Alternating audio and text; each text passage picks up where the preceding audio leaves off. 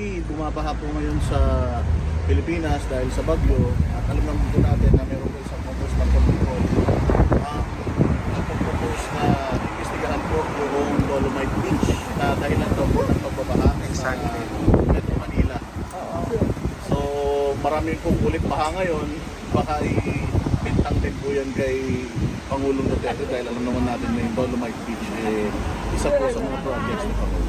Oo, hindi na ako magtataka kung lahat ng ginawa o lahat ng ginagawa ni dating Pangulong Duterte ay imbestigahan ng administrasyon ngayon. At hindi na rin tayo magtataka kung lahat noong mga nangyayari ay sasabihin nila na ano yan, kaparte yan ng war on drugs at kasalanan yan ni President Duterte. Kasi nga sinabi ko na ang ginagawa kasi nila is political scapegoating. Ibig sabihin, ayaw nila tanggapin yung obligasyon, ayaw nila ibigay yung accountability sa mga problema. Tulad ng pagbaha, dapat kasi ang sasabihin mo niyan ay ano ba ang dahilan kung bakit nababaha? Ano ba ang plano natin para sa susunod na bagyo ay hindi nababaha? At paano ba natin i-implement yung plano natin na paniguraduhin natin na hindi na nasa-stranded o hindi na nabibiktima ng pagbaha yung mga tao.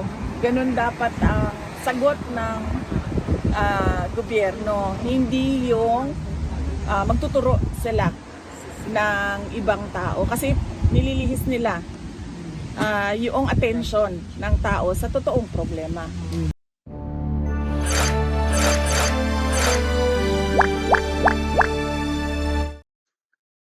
Bakit po kaya tinawag na sausawera ni Vice President Sara Duterte ang spokesperson po ng House of Representatives na si Princess Abante? Pero bago po ang lahat, gusto ko muna po kayong batiin. Nandito po tayo ulit sa Boy Opinion TV. Lahat po ng inyong opinion at komento ay welcome po sa ating YouTube channel. Magandang araw Pilipinas at sa lahat ng Pilipino saan man sulok ng mundo. Marami pong salamat sa ating mga manonood, sa ating mga subscriber. At kung kayo po ay hindi pa nagsusubscribe, please po, pakisubscribe naman. Salamat po. Kagaya nga po ng aking nasabi, tinawag pong sausawera ni Vice President Sara Duterte, ito pong spokesperson ng House of Representatives na si Princess Abante. Kahapon po, pinangaralan po siya ni Senador Rodante Marcoleta. Kasi po, parang ang gusto po niya yata, salihan po lahat. Kung maaalala po natin, hindi naman po siya isang prosecutor o tagapagsalita po ng prosecution. Comment po siya ng comment dito po sa impeachment case ni Vice President Sara Duterte. Ngayon naman po, isinawag po naman sausawera ni Vice President Sara Duterte, ito pong si Princess Abante. Kasi nga po, regarding ho sa comment niya na obligado daw pong umattend at makinig ang Vice President sa sona ng Presidente na si Pangulong Bongbong Marcos. Yan po ay gaganapin sa July 28. At nag-comment din po si nag-comment o nagbigay po ng kanyang pahayag si Princess Abante regarding naman po sa kinakaharap na kaso ng dating Pangulong Rodrigo Roa Duterte dyan po sa ICC. So ngayon po, sinabihan po siya ni Vice President Sara Duterte na bigyan ho ng atensyon ang House of Representatives kaysa po sausawan kung ano-ano po, kung ano man po yung mga hindi niya dapat ginagawa o sinasabi o kahit ano, di ba? Ito po yung naging pahayag ni Vice President Sara Duterte at yung update po rin niya sa pagdalaw niya po kay former President. Ito po, panoorin po natin. Busy. So, yes, antayin na lang natin yung mga ibang kasama natin. Sino first timer? Saan? Magkasama kayo lahat? Meron po tayo from Davao, from Chicago, Switzerland, Belgium, Germany, from Surigao, Canada. Yeah. Nabanggit ko sa kanya kanina eh. Sabi ko na kahit madami sa inyo, syempre hindi ko kilala. Pero pag magkausap na tayo, sasabihin niyo sa akin na ikamusta kay President Duterte. At meron din mga nagsasabi na i-hug siya. At meron din nagsasabi na ipaabot yung pagmamahal nila sa kanya. Nabanggit ko sa kanya kanina yon. At sabi niya, sana daw ay mabigyan siya ng pagkakataon ng Diyos na personal yung pasalamat niya sa inyo. Sabi niya, hindi niya daw magawa ngayon. But sabi niya, sana daw magkaroon ng pagkakataon na makapagpasalamat siya sa inyo. Personal daw na gusto niyang magawa yon. Ma'am, si former President Rodrigo Duterte, health-wise po, kamusta po ang aming mahal na Pangulong Duterte? Okay naman siya kanina. Tinanong ko nga siya kung nandyan pa yung blood sugar monitor niya. Pero hindi ko lang na-check kasi kanina kung nandyan pa yung blood sugar monitor niya. At wala naman siyang nararamdaman. Naglakad siya mag-isa kanina at kamusta ako sa guard sa kain niya. Ganun din, parang mood niya lang rin yung kain niya. Minsan sabi ng guard okay, minsan hindi okay. Natural naman din ata yon kasi kahit tayo din naman minsan kumakain tayo, minsan ay natin kumain. So normal at natural na yan sa isang tao. Physical attributes niya, ma'am, can we still associate the skin and bones statement? Oh yes, oo. He's not gained weight. He lost so much weight. He's the thinnest that I've seen him in my lifetime. And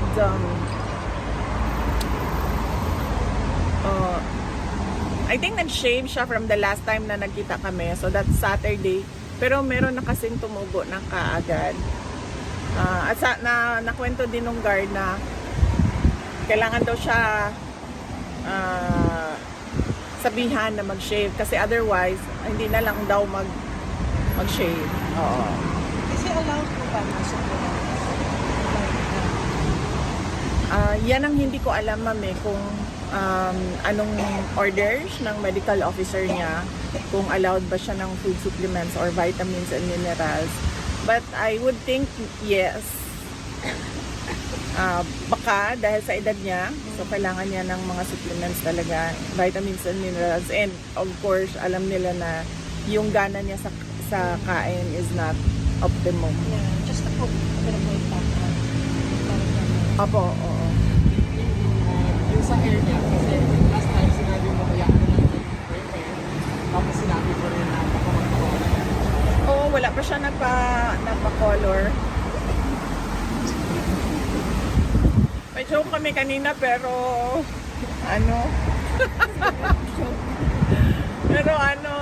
hindi po siya nagpa-color ng buhok niya. Tapos nabanggit ko sa kanya, in Bisaya ba, na kibaw ka, nakabalos ka na kay... Hindi ko alam kung dapat ko ba sabihin ang pangalan. Wag na lang, sige.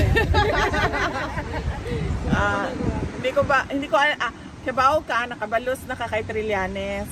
Kaya nga imuhang buhok, gwapo kaayo. Ang iyahang buhok, kaya balo ka nga fake. Iyahang BP Inday, knowing that you are about to leave the Netherlands, how do you feel right now?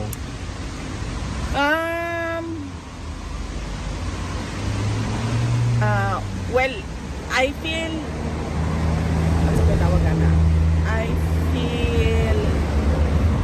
I find comfort in the fact na darating si Hanilet at merong bibisita sa kanya sa mga araw na pwedeng magbisita. So yun lang kasi yung mahalaga na merong bumisita sa kanya araw-araw para, hindi araw-araw, merong bumisita sa kanya sa mga araw na pinapayagan ang pagbisita para hindi siya malungkot at para merong napapasok yung araw-araw na balita. Nakikwento yung araw-araw na balita din doon sa kanya. Kasi tulad kanina, pag-upo ko pa lang, nagtanong na kaagad siya anong nangyayari sa Pilipinas. So nabanggit ko na madami ang naperwisyo sa pagbaha. Sabi ko, and then napagkwentuhan namin na taon-taon na lang na ganun. Pero hindi talaga, wala talagang mga proyekto na nag-a-address sa baha. Ibig sabihin, inaantay na lang natin dumating yung bagyo at yung baha at maging biktima na naman tayo ulit ng baha taon-taon. So, yun yung napag-usapan kanina sa pagsimula ng aking bisita. Thank you, ma'am. Tanong ko lang po, kasi may breaking news kanina na na-deny po yung motion to postpone ni Pastor Apollo Kibuloy. Na ibalita niyo po ba sa kanya yun, or kung hindi, ano pong reaction niyo patungkol niyo? Ang sad. Hindi ko nabalita sa kanya kasi ngayon ko lang nalaman na na-deny ang motion for bail ni Pastor Apollo Kibuloy. Pero nabanggit namin kanina, napag-usapan namin kanina si Pastor Apollo Kibuloy. Pero as usual, yung kwentuhan namin tulad ng buhok ni Trillanes ay sabi niya na pareho daw sila ng palad ni Pastor Kibuloy, pareho daw sila ng kapalaran. Tapos sabi niya, sana pala hindi na lang kami naging magkaibigan, baka pa hindi kami napunta sa detention. Tapos sabi ko wala namang kinalaman yung nagtawanan kami. Tapos sabi ko wala namang kinalaman yung mga guhit niyo sa palad sa inyong sa mga pangyayari ngayon. Sabi ko sa kanya, politika lahat yan. Yes, Vice. Good afternoon po. Salamat sa oras at panahon. May continuation ka, Boss Day? Mamaya na. Ma'am, may iba po tayo. Sinabi po ni House Spokesperson Princess Abante tungkulin po daw ninyo na makinig sa State of the Nation address ni BBM. Sabi niya po ay handa ang Kamara, ay welcome kayo sakaling dadalo kayo sa SUNA. Your comment on this one.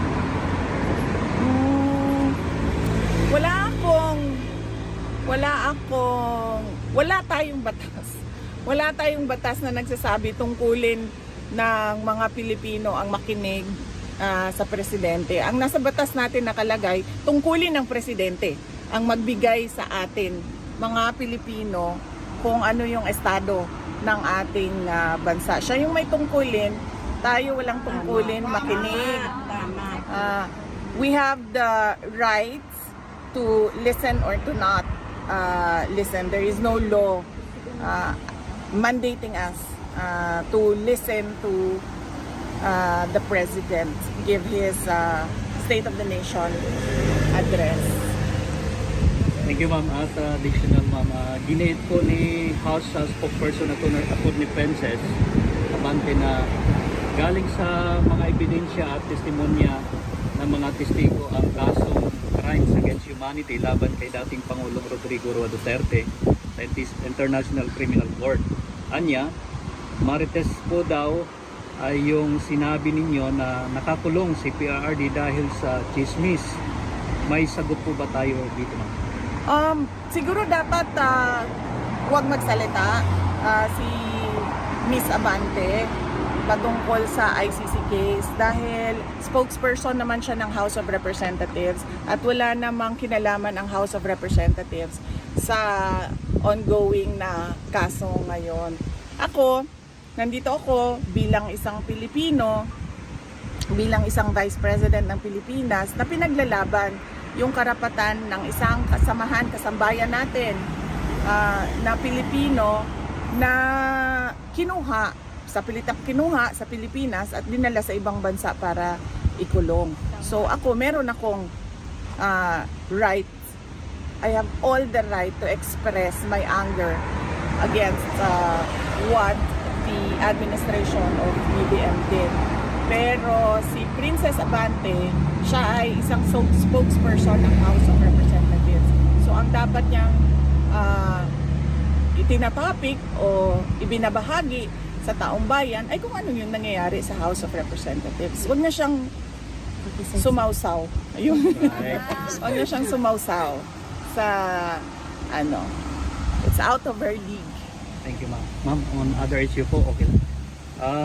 Sinabi po ni Philippine Ambassador to the US na si Jose Manuel Romualdez na bukas po ang Pilipinas sa plano ng Amerika na magtayo ng isang ammunition factory sa bansa. Una nyo na pong pinuna yung foreign policy ni Marcos Jr.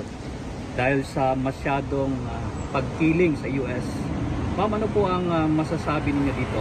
Makakabuti po ba ito sa bansa natin, plano ng Amerika na magtayo ng isang ammunition factory sa Pilipinas? Ang nakalagay sa ating saligang batas, no, na meron tayong dapat independent foreign policy. Kung yung ginagawa ng gobyerno ay kumkiling sa iisang bansa lang, ibig sabihin nun, wala na tayong true independent policy. So, dapat hindi lang ako yung kumukontra, lahat tayo mga Pilipino Yes. kumukontra sa plano na ito. Dahil ang ating mga galaw ay dapat for the interest of our country. Hindi para sa interest ng ibang mga bansa. Hindi lang Amerika, no? Kahit anong bansa yan. Hindi para sa kanila ang galaw ng natin mga Pilipino. Ang mga ginagawa natin ay dapat para sa interes ng ating bansa. Sa, sa mabalik po tayo doon sa issue ng pag-deny sa bail ni Pastor. Sa pagkakakilala niyo po ba kay Pastor Apollo dapat ma-approve or mali po ba yung desisyon ng korte na i-deny siya considering na mahina naman po talaga yung ebidensyang inipresenta o hearsay lamang. Sa inyo po bang pagkakakilala, pwede niyo po bang i-vouch si Pastor Apollo Tuloy sa mga kababayan? Hindi ko alam, unang-una, hindi ko kasi nabasa yung desisyon ng judge kung bakit dininay yung application for bail. At pangalawa, hindi ko rin alam kung ano yung ebidensya na ipinakita ng prosecution para sila mag-oppose sa pag-apply ng bail ng accused. No? So mahirap magbigay ng comment kung wala akong alam kung ano yung nangyari doon sa loob ng korte. VP, another question about your impeachment. Kasi nag-release ng statement ng House of Representatives that they are not going to answer the Supreme Court's asking them to relate significant materials with respect to their decision-making process. What if it's possible for you to make comment po about the move of the House of Representatives that they are not going to provide this information kasi nga it is within the rights of their internal procedures daw and it's not within the jurisdiction of the Supreme Court to ask these pertaining documents. Yan na yung nakalagay, no? Pinpublish pa namin ang petition ng House, namin. Nag-release ang House of No, Representatives. ang petition namin, nakalagay lahat doon sa petition namin. Nakalagay lahat doon sa petition namin sa Supreme Court kung ano yun ano yung sinasabi namin na labag sa batas na ginawa nila. At syempre, dahil korte yon ay kailangan mabigyan din ng pagkakataon yung kabilang kampo na magbigay ng mga hinihingi ng korte. At nandun pa rin kami sa sinasabi namin na mali yung ginawa nila. Labag siya sa konstitusyon, labag siya sa batas, at lalong-lalo na nilabag nila yung karapatan ko na na maging fair yung proseso ng pag-file ng impeachment. Any questions? Madam VP, bumabaha po ngayon sa Pilipinas dahil sa bagyo at alam naman po natin na meron po isang congressman control nagpropose na investigahan po yung Dolomite Beach na dahilan daw po ng pagbabaha sa Metro Manila. So marami pong ulit baha ngayon, baka ibintang din po yan kay Pangulong Duterte dahil alam naman natin na yung Dolomite Beach isa po sa mga projects ni Pangulo. Oo, hindi na ako magtataka kung lahat ng ginawa or lahat ng ginagawa ni dating Pangulong Duterte ay imbestigahan ng administrasyon ngayon. At hindi na rin tayo magtataka kung lahat noong mga nangyayari ay sasabihin nila na kaparte yan ng war on drugs at kasalanan yan ni President Duterte. Kasi nga sinabi ko na ang ginagawa kasi nila is political scapegoating. Ibig sabihin, ayaw nila tanggapin yung obligasyon, ayaw nila ibigay yung accountability sa mga problema. Tulad ng pagbaha, dapat kasi ang sasabihin mo niyan ay ano ba ang dahilan kung bakit nababaha? Ano ba ang plano natin para sa susunod na bagyo ay hindi nababaha? At paano ba natin i-implement yung plano natin na paniguraduhin natin na hindi na nasa-stranded o hindi na nabibiktima ng pagbaha yung mga tao. Ganun dapat ang sagot ng gobyerno, hindi yung magtuturo sila ng ibang tao kasi nililihis nila yung attention ng tao sa totoong problema. VP Inday, I would like, on behalf of the Filipino people, we would like to thank you and the Office of the Vice President for extending the Libre Sakay program po, because it has actually elevated a lot and helped a lot of people, especially those areas na talagang present itong Libre Sakay. Do you have a message to those people, ma'am? We're very thankful for this program na na-extend pa siya. Yes.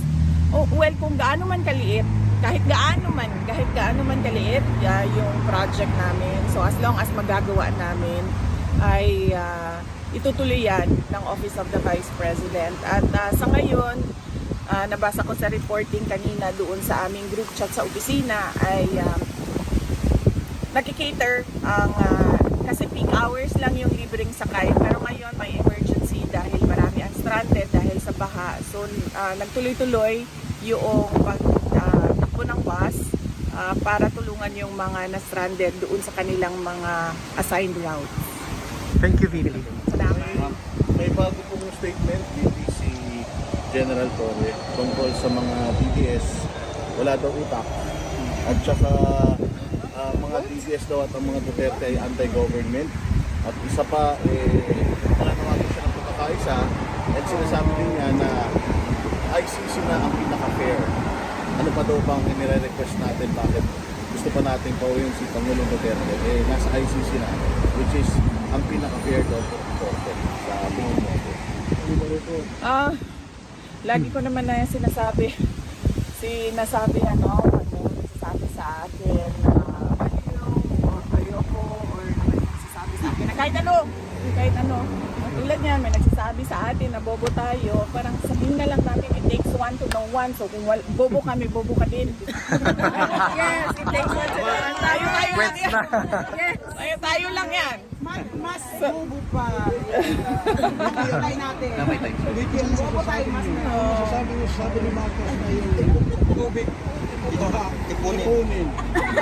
Gamit pa natin sa kapsayon. Anong comment niyo doon? Parang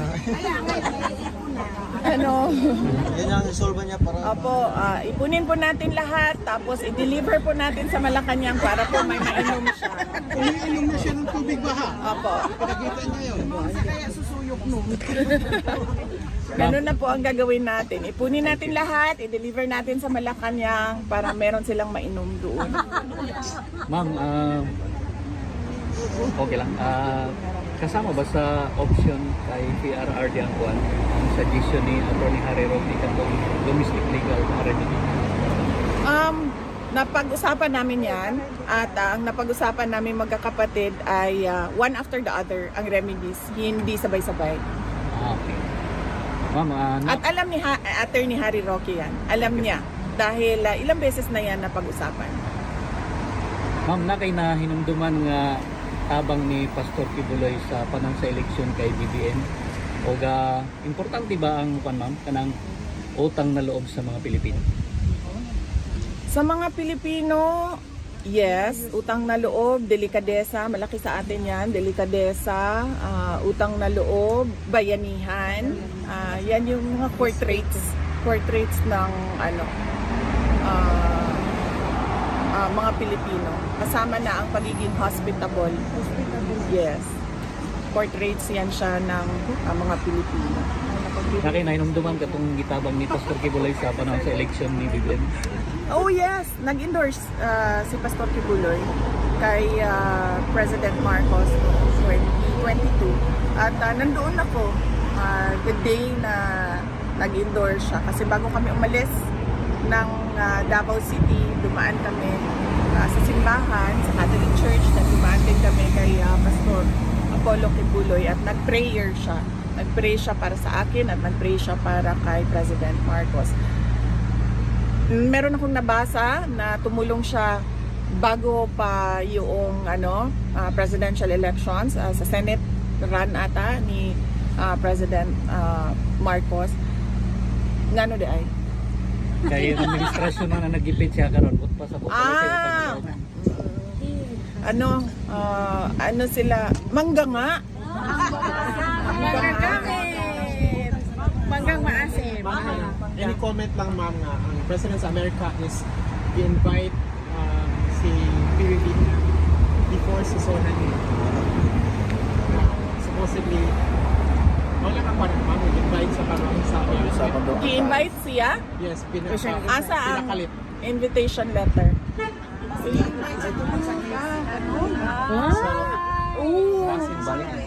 Intriga.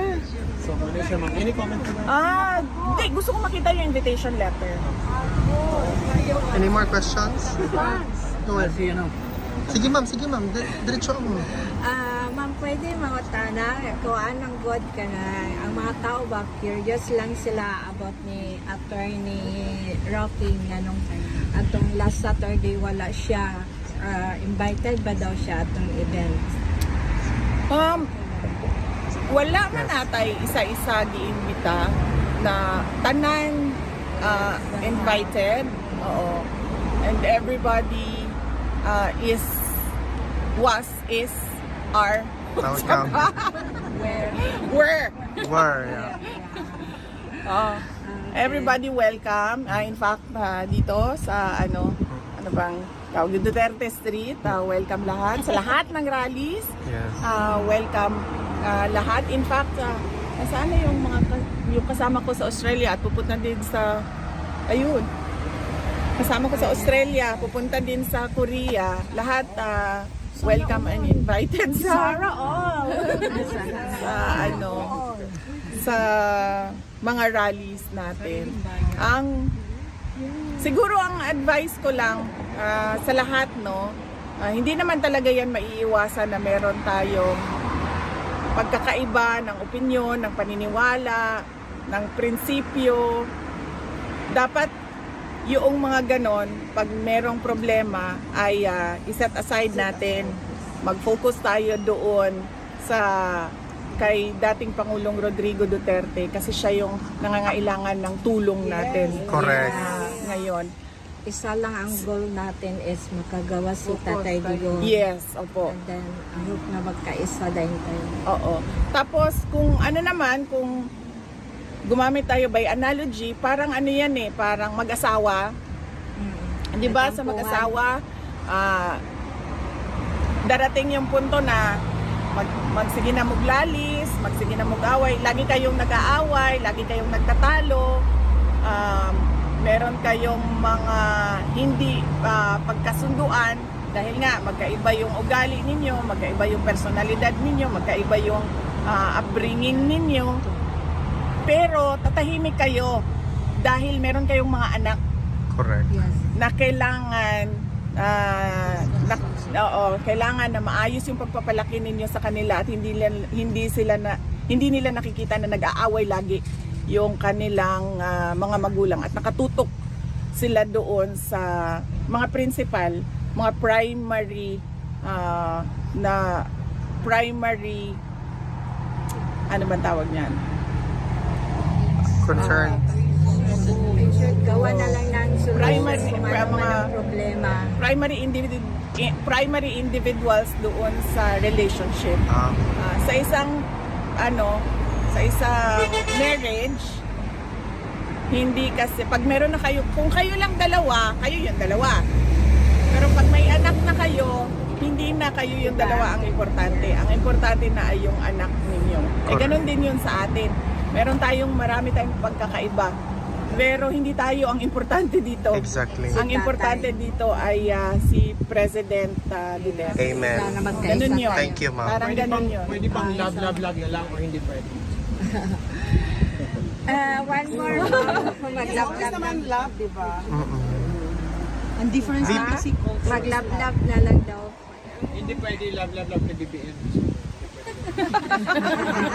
Iba na po. Ma'am, may question pa si Issue Pasada, po ma'am. ni alias Rene, kasama po sa kanyang testimonya before, yung na kayo daw pong dalawa ni Pangulong Duterte ay inaabutan ng baril sa Glory Mountain sa Davao at nag-recant po siya. Kayo po ba ay mananawagan sa mga taga-senado at mga kaaliado natin sa Senado na maimbestigahan yung recantation na yun ni alias Rene? Para ma-clear po yung inyong pangalan. Definitely. Kung hindi lang panawagan para maimbestigahan. Kung kailangan mag-file ng kaso sa mga nagpilit na mag-present ng witness na hindi makatotohanan ang sinabi, ay dapat mag-file ng kaso. Kayo po ma'am, since kayo po yung subject doon sa isa po sa mga subject nung pagsisinungaling niya, gusto nyo rin po bang mag-file ng reklamo doon sa alias Rene? No, ang dami, sa totoo lang, kung gusto ko lang mag-file, ang dami ko nang na-file ng kaso dahil ang dami ko ng causes of action sa totoo lang under Philippine laws. Libel, cyber libel, harassment, threats, ang dami na. Pero wala akong pinafailan ng kaso. Bakit? Kasi paniwala ko, pag ikaw ay nakaupo dyan bilang Vice President, ay kahit sino pa yan, mangyayari talaga yan sa iyo dahil mainit, matindi, madumi ang politika sa Pilipinas eh. So, mangyayari yan sa iyo. So, kung every time merong cause of action, tulad yan, kunwari merong cause of action dyan, mag-file ako ng kaso, maubos ang oras ko. Yes, ma'am. 1,000 kaso ang complainant ako. At dahil lang yon sa aking katayuan bilang Vice President. Tapos susunod pa, Presidente, anak ako. Tapos,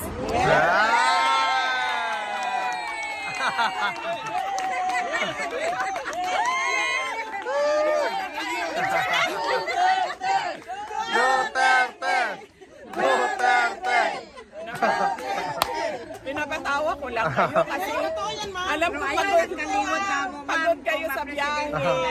Na-declare naman. Pagod kayo sa biyahe. Nainipan, naulanan. Wala nang bayan. We are waiting for ma'am?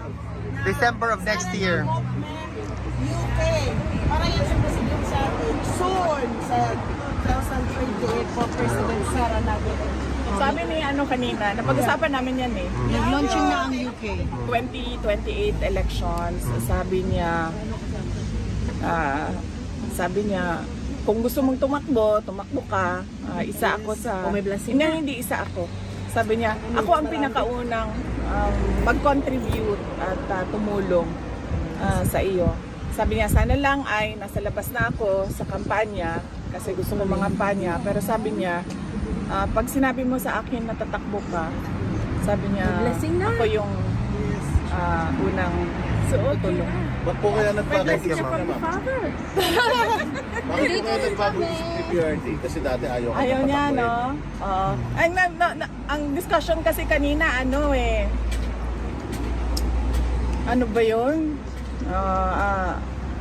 BBM yun eh.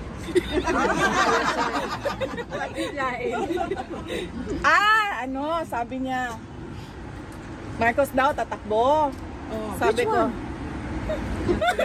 Marcos daw tatakbo. Sabi ko na, alam mo, wala nang boboto for a Marcos.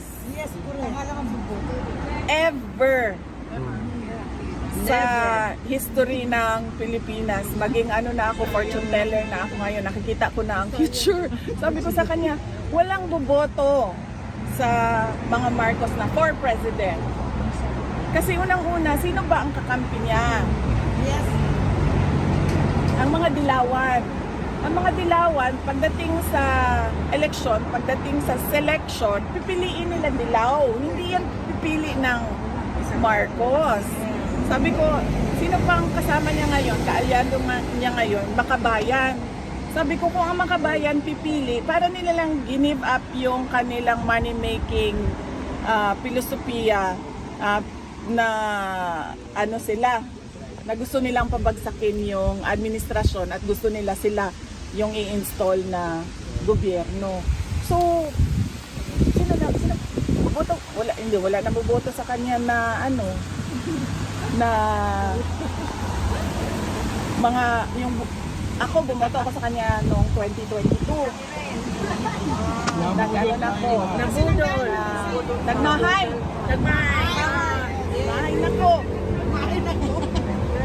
natagam. Yes! Lesson learned. Nakakaon na og tagam. So sino pa boboto sa Marcos? Sa susunod, wala pa silang kasama. Wala yung salit.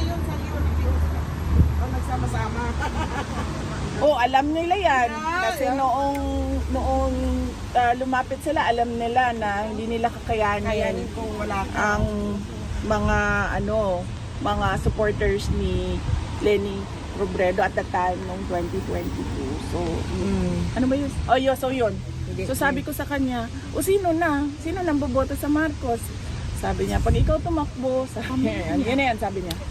Pag ikaw tumakbo, may blessing. Thank you, ma'am. Any more questions, guys? Do you have? Yes. Ano ba yung greatest fear niyo for sitwasyon niyo? Ano yung sabihin personal ko? Greatest fear ko ay, unang-una, syempre, pag mayroong simbak ko na ay mahitabo saya sa sulod, na ay may mangyari sa kanya sa loob na wala ako dito, so kailangan ko pa magbiyahe ng 16 hours para makaabot ka agad dito. At ang pangalawa ay yung magiging malungkot yung kanyang araw-araw. Malungkot siya araw-araw. Kaya pinipilit ko talaga doon sa mga kapatid ko na kailangan talaga merong pumunta dito para bumisita kasi allowed naman bumisita, so dapat meron talagang pumunta dito na bumisita kasi ayaw natin malungkot siya. May dumaan na araw na malungkot siya. Kasi tulad ngayon, kanina hindi natapos yung kwentuhan namin, 'di ba? Time out na, sabi ng gwardiya. So sabi ko sa kanya, ay huwag ka mag-alala pa kasi babalik ako bukas. So he has something to look forward every day kasi merong nandiyan yung paborito niyang anak. Alam mo, storya yun si Kukulong. Yun si paborito. Pag si Mayor Basta. Paborito man yapon ka Ni PRD? Yeah. Hindi, claim ko lang yun. Dili, karang Wala naman sigurong magulang nagsasabi na may paborito siyang anak. Wala, diba? Wala siguro. nag-care lang siguro siya sa imo, pero ang yung care di niya di na show ba? Bale na ang care niya instead na ipakita niyang love pangusi na lang. Pangusi. One question, ma'am. Kumusta na po yung mother niyo po, si Elizabeth? Kasi the last time she really wants to go home. Oo. Sabi niya sa akin. Kahit ako man, sabi ko nga sa kaibigan ko kagabi kasi nagtanong siya kung ano daw kailan daw ako uwi sa Pilipinas kasi kailangan mag-meeting, mga ganun. Sabi ko, alam mo, paniwala ko nararamdaman ko na kung ano yung nararamdaman ng mga OFW. Yes. Yung, alam mo yun, yung uwi ka na pero hindi ka pwede umuwi. Correct, ma'am. Yes. Dahil hindi lang sa anak, balik pa. Ganun yung Feeling mo. Sacrifice of love. Oo. Tapos ang ano pa sa akin, ang mas worst pa sa akin ay yung nakatira ka ba sa hotel tapos lilipat na naman ng hotel kasi security, 'di ba? So lilipat na naman ng hotel. So tapos yung kama ko kasi sa Pilipinas, matigas siya. Matigas. Kasi para hindi sumakit yung likod, tsaka hindi sumakit yung... Tapos madaming hotel, halos siguro lahat ng hotel malambot yung kama nila, 'di ba? So masakit siya dito sa Pelvic. lower back. Tapos yung unan pa nila malambot na yung kama, malambot pa yung unan, so nakatulog ka na ng ganyan. Okay. So Ma'am, do you have a ganyan. Excited siya, ma'am, na makauwi. I'm sure excited siya na umuwi kasi sinabihan ko siya na kailangan niya bumalik na naman kasi gumagawa na ng schedule, so kailangan niyang bumalik. Pero sabi ko sa kanya, mag-isa ka na lang, hindi na tayo pwedeng magsabay kasi para humaba yung yung ikot ng pagbisita. VP Inday, do you have a message to all the Filipino people? Unang-una, we are a disaster-prone country, no? Pero taon-taon na lang, para bang nag-aantay lang tayo ng kalamidad at ng emergency. Dapat lahat tayo ay magkaroon ng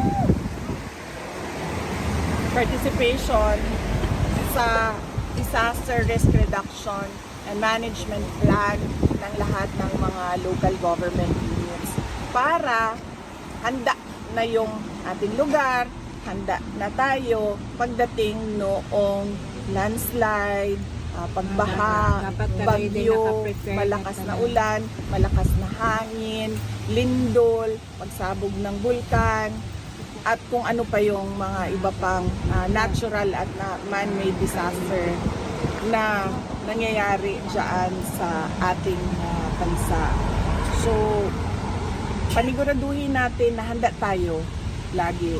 Hindi yung darating na lang ang panahon ng bagyo, tapos ayan na ang baha, nasira na naman yung ref, nasira na naman yung TV kasi unang-una walang maayos na drainage plan at hindi naghanda yung mga tao sa personal nila na gamit at lalong hindi naghanda yung gobyerno sa kanilang mga kailangan gawin.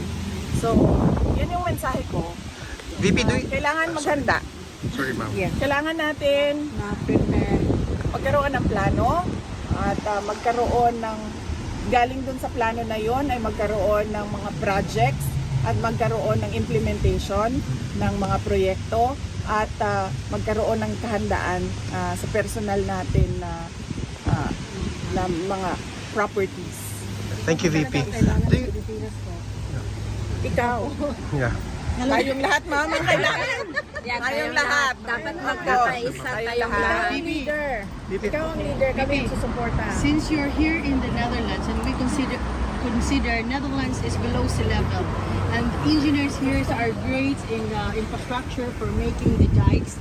If you become a president in the future, are you willing to bring the Dutch people to go to the Philippines to help us infrastructure our flood control so that in that way we can also have progress to our country, because here they find solution to the problem. In the Philippines, we are solution to the problem. Are you going to consider the Dutch people?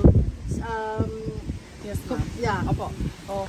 Yes, ma'am. We already did that. Yes, ma'am. exactly. Right now, I cannot remember the non-government organization which helped me when I was a mayor in Davao City.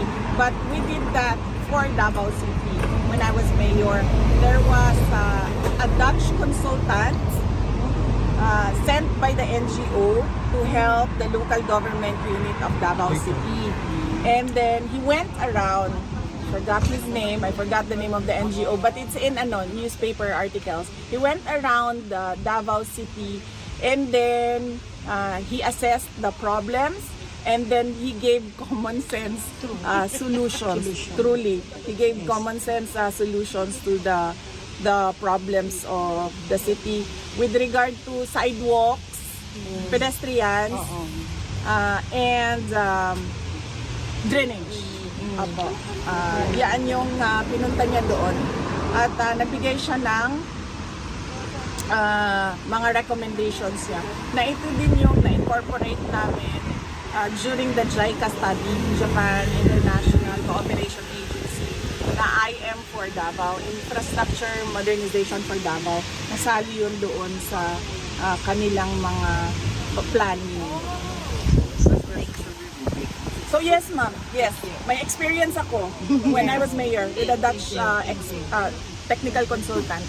Sundan ko lang yung kay Alvin, yung message sa mga Pilipino. Ngayon po matindi ang bashing kay Pastor Kibuloy dahil lalong-lalo na nung na-deny yung kanyang pain, ibig sabihin daw nung napakalakas ng ebidensya against him. Dinaya na po yung Duterte, nakakulong na po siya ng walang kasalanan, and ngayon dininay pa yung kanyang bail. Mababa po ang moral ng mga sympathizer, supporters ng KOJC at ng mga DDS patungkol dito. Meron po ba kayong mensahe para sa kanila? Oo, i-share ko ang na-i-share ni dating Pangulong Rodrigo Duterte sa akin kanina. Kasi tinanong ko siya, sabi ko, pag ba mag-isa ka na lang tapos nag-iisip ka kung ano yung mga nangyayari sa ating bansa, nangyayari sa kaso mo, anong ginagawa mo? Sabi niya unang-una ay pinakausap niya daw ang Diyos. At lagi niyang sinasabi na if it is your will and it should be your way. Yun yung sinabi niya sa akin. Thank you, VP. Do you have time for photos po? Yes, mga oo. kababayan? Dito na lang. Okay, dito lang. At iyan po yung naging pahayag ni Vice President Sara Duterte at update din po sa pagdalaw niya kay former President Rodrigo Duterte. At iyan na din po yung huling dalaw niya kasi po tapos na po yung kanyang schedule. So ang susunod naman daw po na dadating daw po either tomorrow or the next day si Miss Hanilet at si Kitty Duterte. At kaugnay naman po dun sa naging pahayag niya regarding po dun sa nasabi po ni spokesperson na Princess Abante, totoo naman po yung sinabi ni Vice President Sara Duterte. Wala pong batas na nagsasabi na kailangan ho nating lahat ng Pilipino makinig po sa SONA ng Pangulong Bongbong Marcos. Ang trabaho po ng Pangulo, kagaya po ng sabi niya, kung pakinggan po niya ang taong bayan. Hindi po yung puro papogi na sinasabi niya at yung mga wag na ho tayong magluka mga ka-opinyon yung mga sinasabi niya naman wala hong kwento talaga no. 'Di ba ho, kung mapapansin naman ho talaga natin yung mga ginagawa niya at mga kasama niyong nagpipicture parang palabas lang. 'Di ba ho?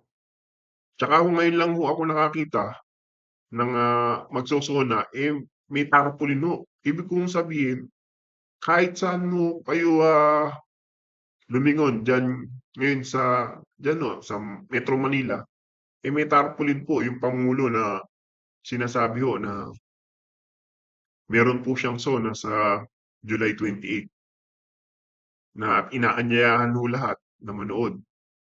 Iisipin niyo gumastos ho si Pangulong Bongbong Marcos sa advertisement. O yun, pagpaprint po ng mga tarpaulin na yan. Kung yan ho, ginawa niya na ng tulong sa ating mga mahihirap, o kaya naman inilagay niya ho sa dagdag ho na pondo para sa DSWD o sa Department of Education, mas maganda ho yung nagawa niya, di ba? Kaysa ho yung nagpa-print po siya ng maraming tarpaulin at pinakalat niya ho sa mga kalye ho dyan sa Maynila o sa Metro Manila, no? Ako, may payo lang ho kay spokesperson Princess Abante, no? Ang sanong gawin niya, ang bigyan niya ho ng atensyon, yung ginagawa ho ng House of Representatives. Huwag ho siyang sumausaw kahit ho saan. Di ba ho? Kaya nga ho may tinalaga sila na spokesperson ng prosecution o spokesperson para sa impeachment, dapat po siya ho ang magsalita. Kagaya nga ho nung sinabi ko nung una, ang, ito pong House of Representative, labo-labo eh. Kanya-kanya ho sila. Di ba ho? Yung mga spokesperson mo na yan, nilagay ho talaga ni Tambaloslos para ho siya, pretty lang, hindi ho siya matanong, at hindi rin ho siya makasagot. Parang ho ang ginawa ho niya, itong mga spokesperson ho, ang first line of defense niya. At kung may masisira man ho, yung mga spokesperson, hindi ho siya, di ba ho? Pero yun nga ho, kahit naman ho may spokesperson siya, kitang-kita naman ho sa survey, laglag pa rin ho siya, no? Yun lang ho. So, kung ano po ang masasabi nyo mga opinion sa pahayag po ni Vice President Sara Duterte, comment nga po sa baba. Muli po ako po ay nagpapasalamat sa ating mga manonood, sa ating mga subscriber, at kung kayo po ay hindi pa nagsusubscribe, please po, pakisubscribe naman. Salamat po. Sige po mga opinion. God bless you all.